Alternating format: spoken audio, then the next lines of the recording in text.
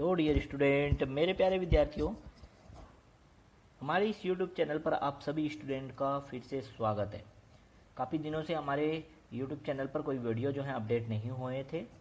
इसका रीज़न था कि मैं जो है अपने क्लासेस अपग्रेड कर रहा था, सफाई और ये पुताई वगैरह का जो कार्यक्रम है वो सब करवा रहा था, क्योंकि बहुत दिन से क्लासेस बंद थी तो साफ़ सफाई कराना ज़रूरी था।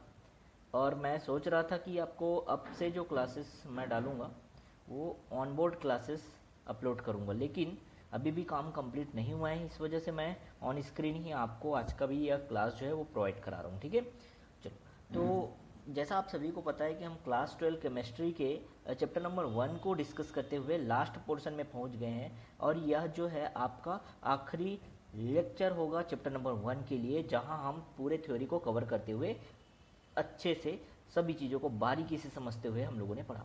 जो भी स्टूडेंट हमारे यूट्यूब चैनल पर नए हैं उनको मैं बता दूं कि हमारे जो चैनल पर विजिट कर क्लास 12 के पूरे केमिस्ट्री के ये जो चैप्टर 1 है उसके पूरे वीडियो लेक्चर आप देख सकते हैं। 1 बाय 1 स्टार्टिंग से देखोगे, हर एक चीज़ें आपको क्लियर होती जाएगी। ठीक है ना, चलो। तो आज के इस वीडियो सेशन में हम बात करने वाले हैं ठोसों के चुंबकीय गुण के बारे में। इससे पहले वीडियो सेशन में हम लोगों ने देखा था कि ठोसों के विद्युतीय गुण कौन कौन से होते हैं, ठीक है, और चालक, कुचालक और अर्धचालक को अच्छे से समझा था, है ना। तो वो वीडियो आप देख सकते हैं हमारे चैनल पर विजिट कर, या ऊपर जो आई बटन दिख रहा है उसको आप क्लिक करके भी उस वीडियो पर जंप कर सकते हैं। ठीक है, चलो। उसके बाद ये लास्ट टॉपिक है जहाँ ठोसों के चुंबकीय गुण को हम डिस्कस करेंगे। स्टार्ट करते हैं आज के सेशन को। ठोसों में चुंबकीय गुणों को मुख्य 3 क्षेत्र श्रेणी में जो है विभेदित किया गया है। इसे 3 भागों में बांटा गया है। पहला जो है अनुचुंबकत्व, जिसको पैरामैग्नेटिज्म कहते हैं, दूसरा है प्रतिचुंबकत्व जिसको डायमैग्नेटिज्म कहते हैं, और तीसरा है लौह चुंबकत्व जिसको फेरोमैग्नेटिज्म कहते हैं। ठीक है, अब ये देखो चुंबकीय गुण या मैग्नेटिक प्रॉपर्टी के क्या कारण है, कौन से कारक हैं जो उत्तरदायी होते हैं इसके लिए, उसको समझते हैं 1 बाय 1।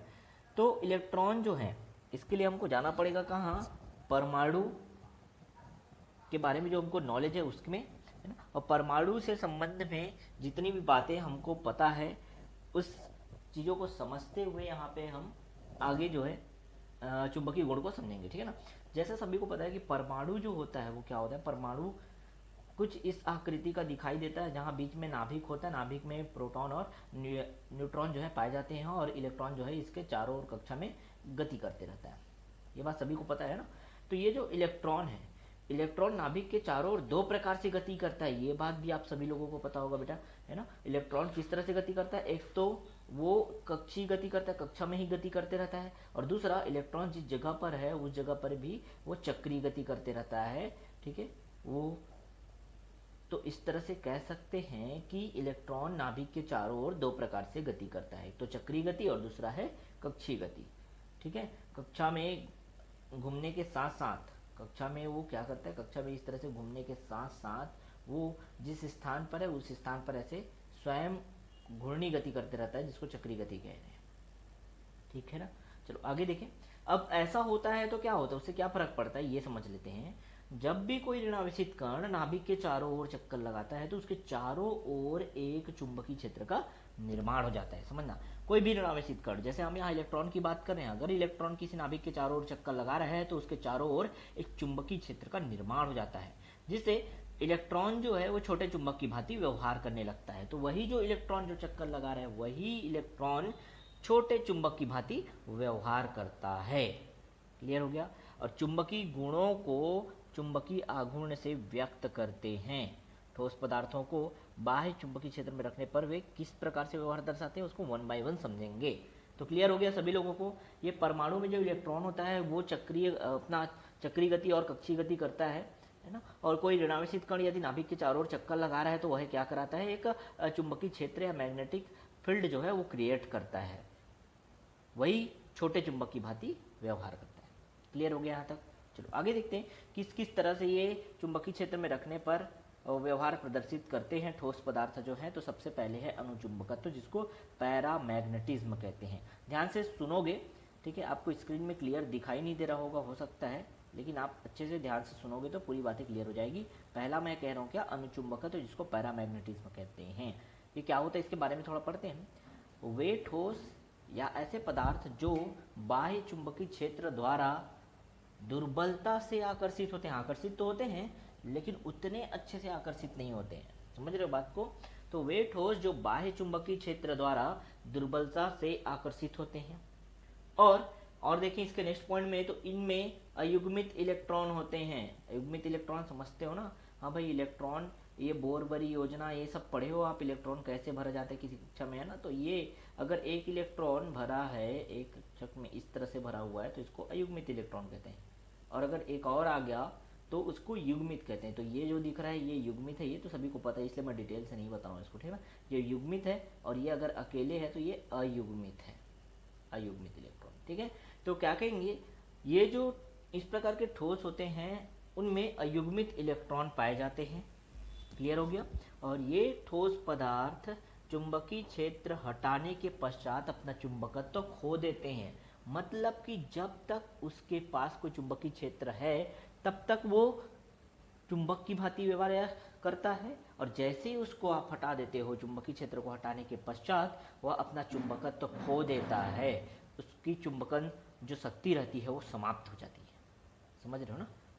ठीक, आगे देखें तो इनके चुंबकीय आघूर्ण का मान निश्चित होता है। तो ये पॉइंट वाइज मैंने आपको समझाने का कोशिश किया, ठीक है ना। 1 2 3 4 पॉइंट में मैंने ऐसा रखा है, आपको हर एक पॉइंट अच्छे से क्लियर हो गया होगा, क्लियर है। सबसे पहले आपको बताना है यदि अनुचुंबकत्व के बारे में आते, ये आता है मोस्ट इंपॉर्टेंट है, पहले ही बता दूं मैं, अनुचुंबकत्व, प्रतिचुंबकत्व, लौह चुंबकत्व, ये बहुत ही ज़्यादा इंपॉर्टेंट है, बोर्ड एग्जाम में इससे क्वेश्चन बनते हैं, ठीक है ना, डेफिनेटली बनते हैं। तो आपको क्या करना है, इनके पॉइंट को अच्छे से समझना है, क्योंकि इसमें अंतर पूछे या टिप्पणी लिखो बोले आप आराम से बना सकते हो। तो चारों पॉइंट समझ आ गया। पहला तो ये कि इस तरह के जो ठोस होते हैं वो बाह्य चुंबकीय क्षेत्र में रखने पर दुर्बल आकर्षण बल जो है वो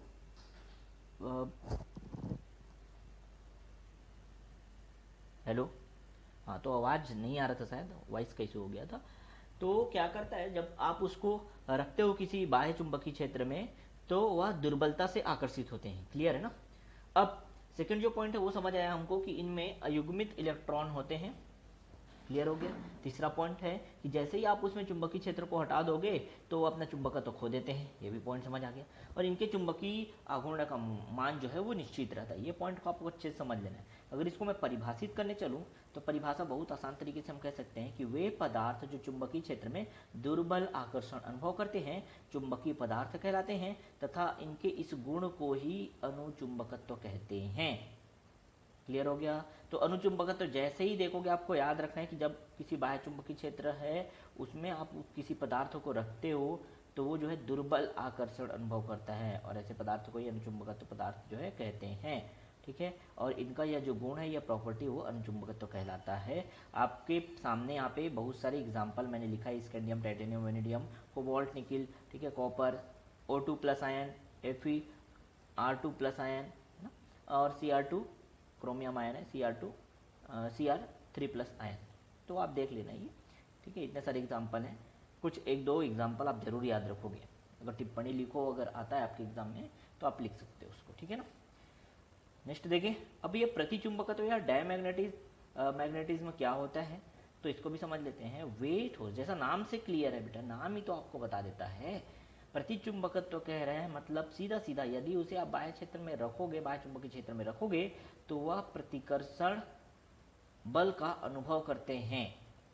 तो इस तरह से इस पॉइंट को समझते हैं 1 बाय 1 कि वे ठोस जो बाह्य चुंबकीय क्षेत्र द्वारा प्रतिकर्षित होते हैं, इस तरह के ठोस जो है कैसे होते हैं, बाह्य चुंबकीय क्षेत्र द्वारा प्रतिकर्षित हो जाते हैं। आकर्षण का तो बात ही नहीं है, यहाँ क्या होता है नाम से भी समझ आ रहा है, प्रतिचुंबकत्व है तो क्या होगा, बाह्य चुंबकीय क्षेत्र द्वारा प्रतिकर्षित हो जाते हैं। और इसमें जो है सभी इलेक्ट्रॉन जो हैं युग्मित होते हैं, कैसे होते हैं, जोड़े में, युग्म के रूप में रहते हैं इस तरह से, ठीक है, समझ रहे हो बात को।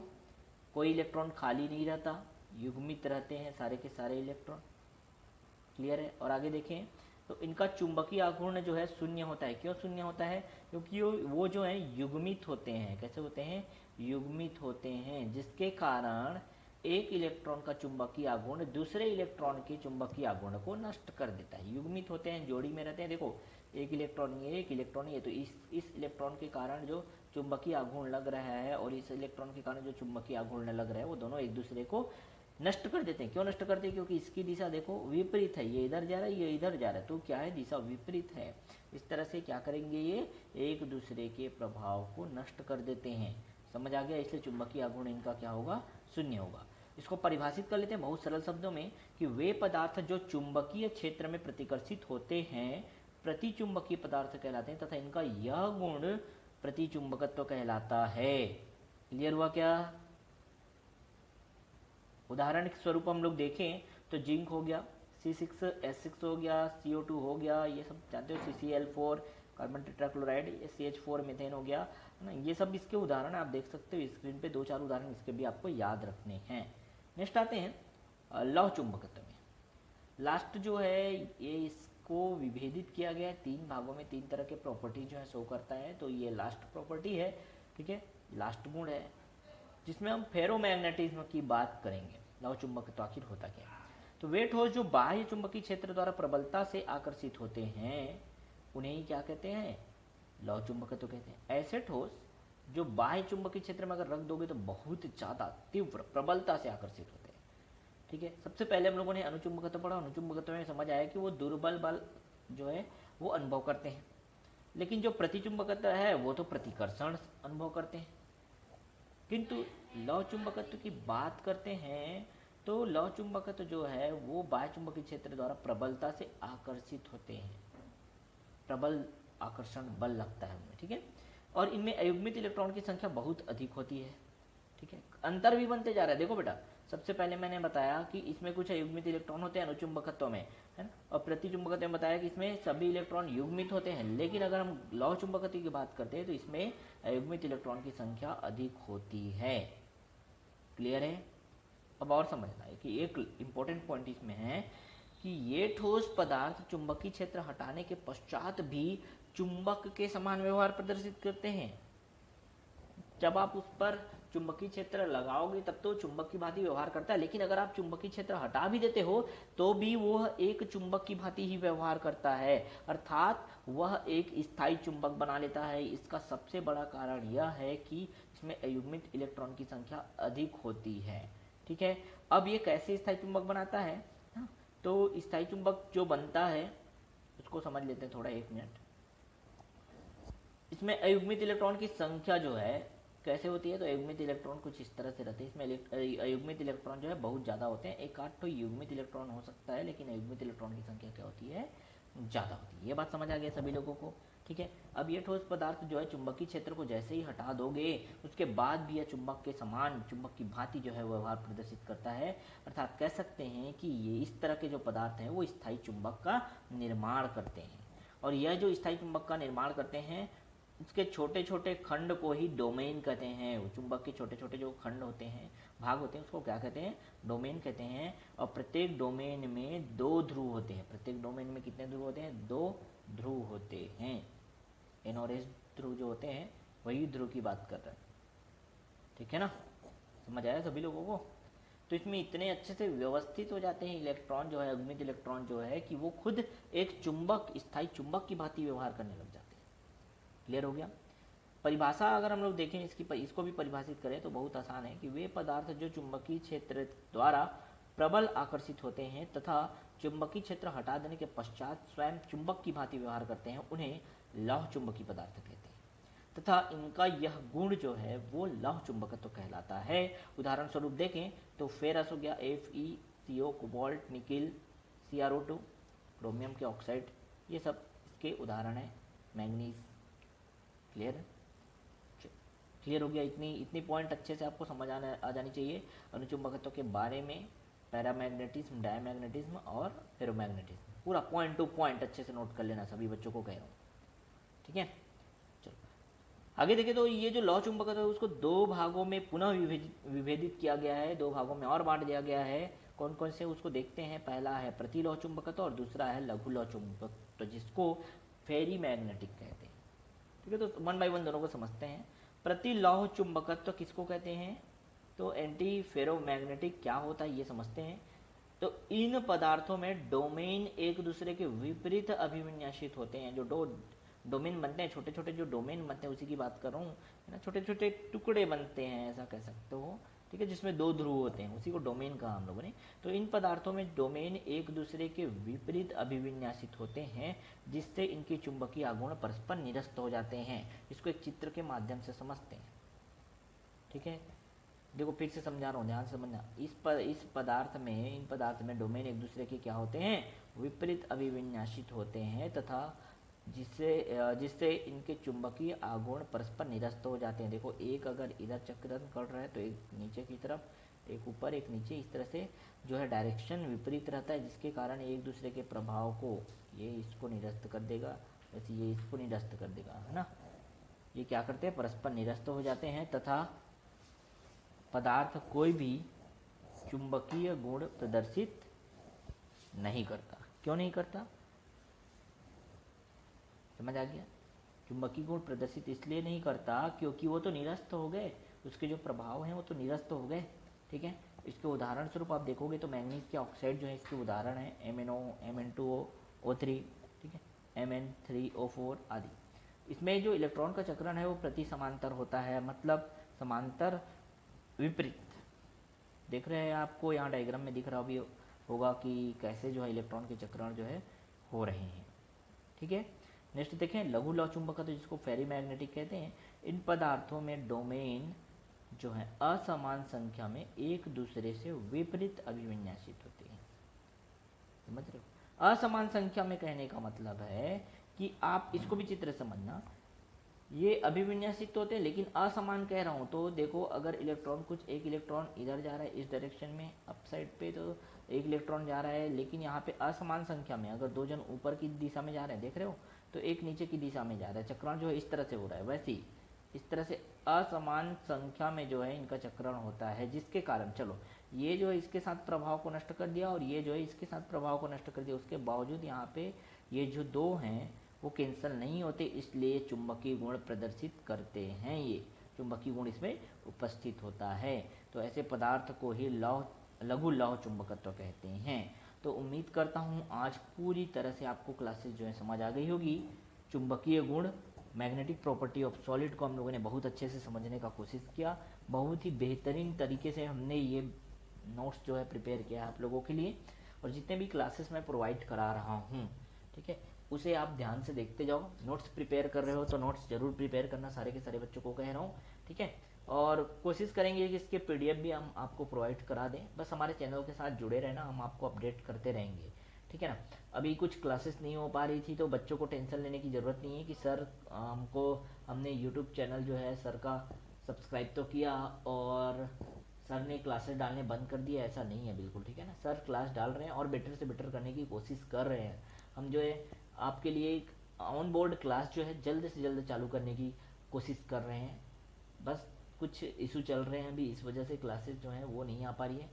बहुत जल्द मैं वो इशू जो है सॉल्व करके आपको ऑन बोर्ड क्लास जो है प्रोवाइड कराऊंगा बेहतरीन। आपको कह रहा हूँ, यदि आप हमारे से जुड़े हो, जितने भी बच्चे जुड़े हैं और जितने जुड़ने वाले हैं या जो अभी वीडियो को देख रहे हैं और जुड़े नहीं हैं, सब्सक्राइब नहीं किए हैं, वो हमारे चैनल को सब्सक्राइब जरूर कर लेना। क्लियर हो गया ना। चलो, और देखो सभी लोगों को शेयर जरूर करना हमारे ये चैनल को, ताकि ज़्यादा से ज़्यादा बच्चे, छत्तीसगढ़ के सभी बच्चे जुड़ पाएँ। क्लास 9, 10, 11, 12 के वीडियो जैसे ही ऑन बोर्ड क्लासेस चालू होंगी ना, तो मुझे भी क्लासेस पढ़ाने में ज़्यादा इंटरेस्ट आएगा। और इतने टाइम जो, क्योंकि मैं इसमें नोट्स बनाता हूँ, प्रिपेयर करता हूँ, थोड़ा नोट्स प्रिपेयर करके आपको उसको फिर ऑन स्क्रीन रिकॉर्ड करके फिर मैं आपको प्रोवाइड कराता हूँ, तो ये थोड़ा लेंदी प्रोसेस हो जाता है। वहीं क्या होगा, यदि ऑन बोर्ड क्लासेस चलेंगी तो कम से कम मैं बोर्ड में डायरेक्ट ही जाके आपको लेक्चर दे सकता हूँ, आप उसको सुन सकते हो, ठीक है। और जो चीज़ें नोट करने की है मैं आपको नोट करा सकता हूँ, तो उससे टाइम सेव भी होगा, मेरा भी आपका भी, ठीक है ना। चलो, तो सभी लोग जुड़े रहना जरूर। ओके, अपना ध्यान रखना सारे के सारे बच्चे। क्लियर। चलो, मिलते हैं नेक्स्ट वीडियो में।